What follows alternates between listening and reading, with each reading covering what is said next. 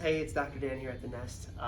We are here with Petey. He is exactly 7 months old, and what I'm going to do is I'm going to show you how we adjust the baby here. So, we're always going to start down low. Do a leg length check. You can come around right behind me.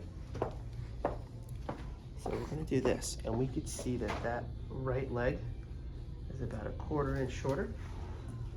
So what we need to do, and there's no cracking, twisting, popping, anything like that. Because a baby, all the joints, bones, ligaments, everything is pretty new and newly forming. We don't need to twist anything.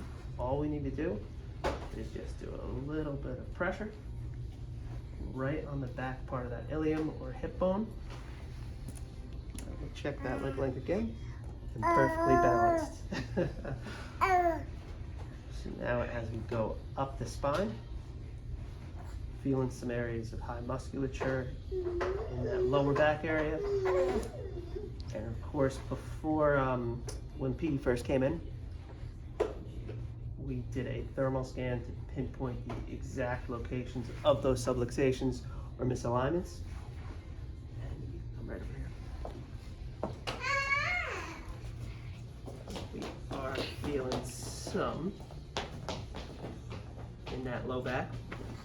And just like in the hip, just a little bit of pressure to offset that.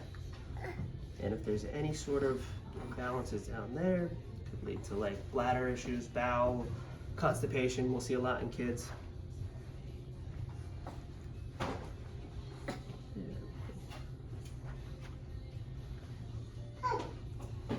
And with Petey's upper back is actually feeling pretty good. Nothing too crazy going on there.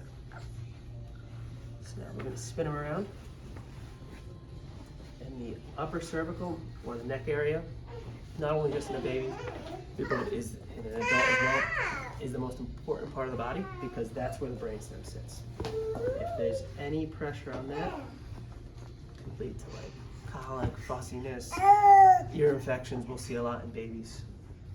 So what we do to address that is just a little bit of pressure right on that atlas or C1.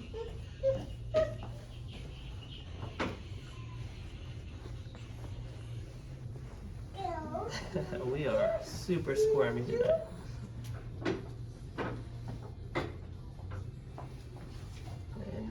And again, there's no twisting, turning, popping, anything like that. Just a little bit of light pressure. And the vertebra just slides right into place. And that's it.